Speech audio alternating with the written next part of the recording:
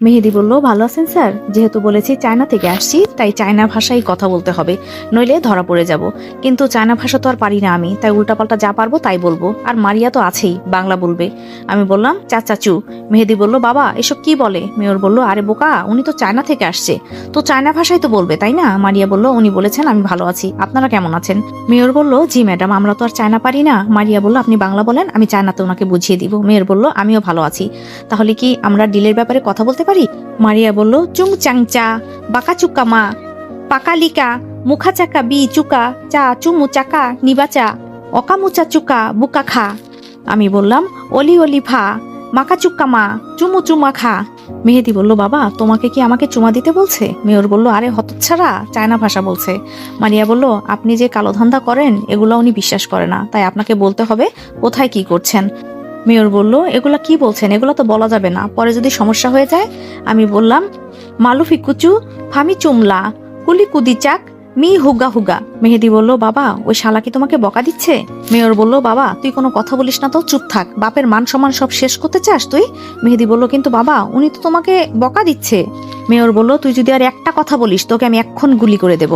আমি বললাম, ওলে ওলে মিচু চামা ফি হুগা হুগা। মেহেদি বলল, বাবা দেখো আবারও বকা দিচ্ছে, দাঁড়া দেখাচ্ছি তোকে বকা কাকে বলে। মেয়র বলল, তোকে আমি আজকে গুলি করে মেরেই ফেলবো। মারিয়া বলল, আপনারা চুপ করেন, নইলে কিন্তু উনি এখান থেকে চলে যাবে, আর তাড়াতাড়ি বলেন যা বলার। মেহেদি বলল, ওগা ওগা মা ফুকা চুক্কা ফা, ফুগা হুগা তোরে তোরে। মেয়র বলল, বাবা তুই এগুলা কি বলছিস? মেহেদি বলল, বাবা আমি চায়না ভাষা বলছি। হয়েছে না? মেয়র বলল, তুই চায়না ভাষা পারিস নাকি? মেহেদি মুখটা উজ্জ্বল করে বলল, অবশ্যই বাবা, অনেক আগে উগান্ডা থেকে শিখেছি। মেয়র বলল, হতচ্ছাড়া, উগান্ডার ভাষা কি এগুলা নাকি? আমি বললাম, হুয়াও হুয়াও, হুগা তরে তরে। মেহেদি বলল, তোকে তোকে হুগা হুগা। আমি বললাম, হোয়াট হুগা? মারিয়া বলল, এই সবাই চুপ করেন, আর এগুলা নিতে পারছি না, আপনি যদি বলেন বলেন, নয়তো আমরা থাকবো না, এখান থেকে চলে গেলাম। মেহেদি বলল, পাপা চুমা মাছু ফাদার খা। মেয়র বলল, তোর চায়না ভাষা পিছন দিয়ে ভরে দিব, তোর কারণে আমার ডিল চলে যাচ্ছে। আমি বলেছি না চুপ থাক। মেহেদি বলল, হ্যাঁ বাবা চুপ করলাম। মেয়র এবার একে একে নিজের সব কুকীর্তির কথা, সব কালো ধান্দার কথা বলতে লাগলো, আর আমি ফোনে সব রেকর্ড করতে লাগলাম। সব বলার পর, এখন তো ডিলের ব্যাপারে কথা বলেন। মেয়র বলল, এখন নিজেকে প্রকাশ করা যায়। আমি মুখ থেকে দাড়ি খুলে ফেললাম, আর মারিয়া মাস্ক খুলে ফেললো মুখ থেকে। মেহেদি বলল, বাবা এই মেয়েটা তো মন্ত্রীর একমাত্র সেক্রেটারি, আর এই ছেলেটা মন্ত্রীর জন্য কাজ করে। আমি বললাম, সব জানিস দেখি তাহলে, আর এই দেখ তোর বাবার বলা সবকিছু এখানে রেকর্ড করা আছে, আজকে দেখি তোদের কে বাঁচাতে পারে। মেয়র বলল, এখানে তো তোরা মাত্র দুজন, আর বলিস আমাদের মারবি? খুব হাসি পাচ্ছে। আমি বললাম, খেলা দেখতে চাস? মেহেদি বলল, তুই আবার কি দেখাবি রে?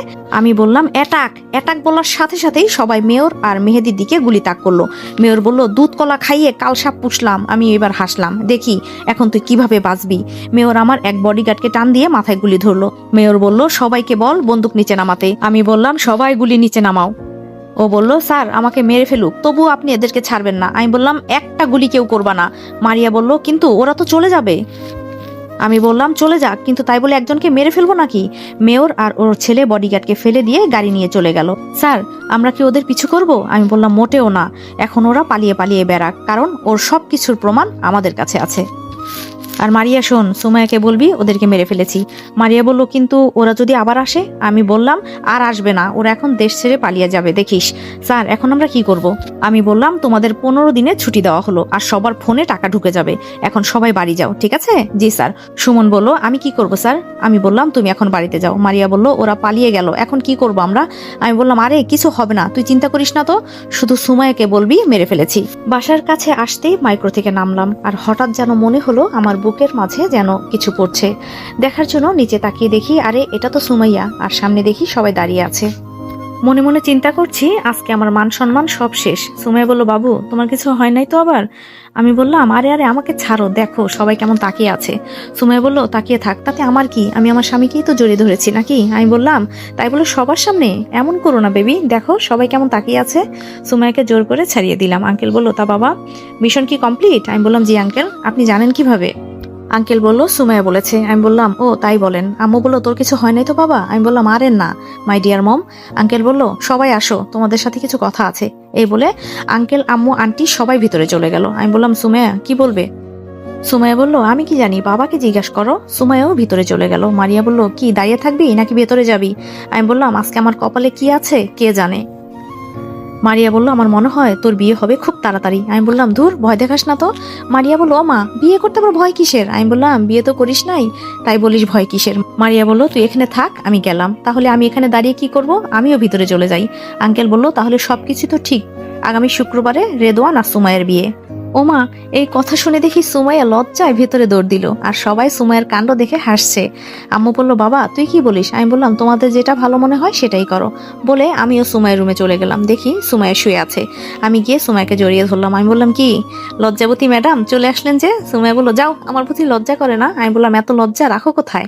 সুমাইয়া বলল লজ্জা নারীদের ভূষণ। আমি বললাম ও মা তাই নাকি? আমি বুঝি না তোমার লজ্জা হয় কি করে। সুমাইয়া বলল কেন কেন, এমন মনে হলো কেন তোমার? আমি বললাম তুমি একজন মন্ত্রী, কোনোদিন তো দেখলাম না তোমাকে লজ্জা পেতে, আর তুমি যখন রেগে কথা বলো মানুষ তো খুব ভয় পেয়ে যায়। সুমাইয়া বলল তাই নাকি স্যার, আপনি আমাকে ভয় পান না? না। আমি বললাম কেন, তোমাকে আমি ভয় পাবো কেন, বরং তুমি আমাকে ভয় পাবে। সুমাইয়া বলল আচ্ছা বিয়ের পর তুমি আমাকে মারবে না তো? আমি বললাম এটা আবার কি ধরনের কথা বললে, আমি তোমাকে মারবো কেন? হ্যাঁ, যখন আমি রাগ করবো তখন তুমি চুপ করে থাকবা, আর তুমি যখন রাগ করবে তখন আমি চুপ করে থাকবো, তাহলে তো আমাদের মাঝে কোনো ঝগড়া হবে না। সুমাইয়া বলল আমার বাবু তো অনেক কিছুই জানে দেখি। আমি বললাম হ্যাঁ, তবে তুমি যখন খারাপ কিছু করবে তখন আর তোমাকে মারবো না, একবারে ছেড়ে দিয়ে চলে যাব। সুমাইয়া বলল এমন কিছু আমি কোনোদিন করব না যার কারণে তুমি কষ্ট পাও বা মন খারাপ করো। আমি বললাম সুমাইয়া একটা কথা বলবো? সুমাইয়া বলল জি মহারাজ বলুন। আমি বললাম বিয়ের পর তুমি আর এসব নির্বাচনের সাথে জড়িত থাকতে পারবে না। সুমাইয়া বলল হ্যাঁ, আমিও তাই চিন্তা করেছি, শুধু সময়টা শেষ হলে পথটা ছেড়ে দেব, যদি পারি ছোটখাটো একটা জব করব আর সংসার সামলাবো। আমি বললাম আমার কথা খুব সহজেই মেনে নিলা যে? সুমাইয়া বলল তুমি আমার একমাত্র স্বামী, তোমার কথা মানবো না তো কার কথা মানবো? আমি বললাম সত্যি তোমার মতো বউ পেয়ে আমি ভাগ্যবান। সুমাইয়া বলল আচ্ছা বিয়েতে আমি কি শাড়ি পরবো? আমি বললাম সবাই যেমন শাড়ি পরে তেমনটাই পরবে। সুমাইয়া বলল না, তুমি পছন্দ করে দিবা। আমি বললাম আমার সব সময় ফেভারিট কালার হলো কালো, কারণ আমি নিজেই কালো একজন মানুষ। সুমাইয়া বলল কে বলেছে তুমি কালো? আমি বললাম অনেকেই বলে। সুমাইয়া বলল যারা বলে আমার মনে হয় তাদের চোখ নাই, আর যদি হিরেকে কেউ তামা বলে তাহলে তোরা বোকা মানুষ, বুঝলে? আমি বললাম ওমা তাই নাকি?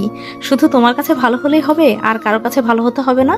তবে আমাদের সংসার খুব সুন্দর করে চলবে, দেখো তুমি। সুমাইয়া বলল আচ্ছা, আমার ননদের বিয়ে দিবে না? আমি বললাম বিয়ে হতে না হতে আমার বোনটাকে তাড়ানোর চিন্তা করছো না?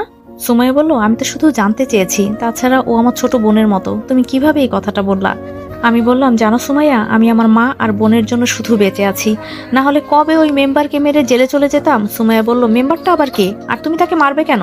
আমি বললাম যেদিন আমরা গ্রামের বাড়িতে যাব সেদিন বলবো, তবে আমাদের গ্রামের বাড়িটা মনে হয় মেম্বার দখল করে রেখেছে। সুমাইয়া বলল আমি আছি না, সব ঠিক করে দিব, এখন বলো কিভাবে কি হয়েছে। আমি বললাম আরেকদিন বলবো, এখন তোমার মন খারাপ করতে চাই না আমি। সুমাইয়া বলল আচ্ছা আমরা হানিমুনে কই যাব? আমি বললাম ওই সিলেট জাফলং। সুমাইয়া বলল দুষ্টামি করো না, আমি তো বলেছি বিদেশে কোথায় যাব। আমি বললাম দেখো, অযথা টাকা নষ্ট করার কোনো মানে আছে বলো? টাকাগুলো থাকলে আমাদের ছেলে মেয়েদের কষ্ট করতে হবে না। সুমাইয়া বলল বাবা, বিয়ে হবার আগে ছেলে মেয়েদের খুব চিন্তা হচ্ছে দেখি।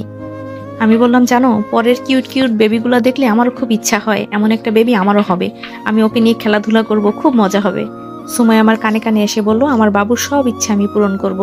আমি বললাম তোমার ঠোঁটগুলো খুব সুন্দর, একটা কামড় দেই? সুমাইয়া বলল যদি ইচ্ছা করে দাও, আমি কি না করেছি? আমি বললাম না, এসব ইচ্ছা সব বিয়ের পরে হবে, এখন না। সুমাইয়া বলল আচ্ছা আমার দেখে একটা জিনিস কি জানো, বিয়ের আগে অনেকেই তার বয়ফ্রেন্ডের সাথে রুম ডেট করে, আসলে কি এটা ঠিক?